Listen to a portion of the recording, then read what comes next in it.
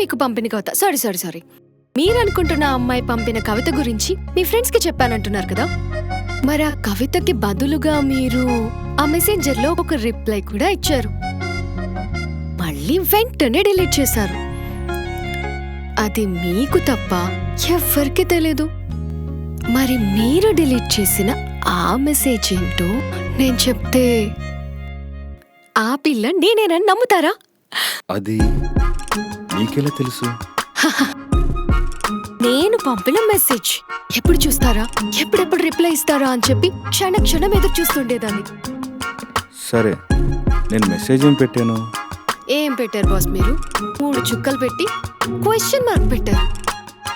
అంత ఫీల్ తో రాసి 1000 కళ్ళతో ఎదురు చూస్తుంటే వద్దులేండి, వద్దని చెప్పడం ఎందుకు. 2 కళ్ళతో ఎదురు చూస్తుంటే 3 చుక్కలు పెట్టి డిలీట్ చేశారు.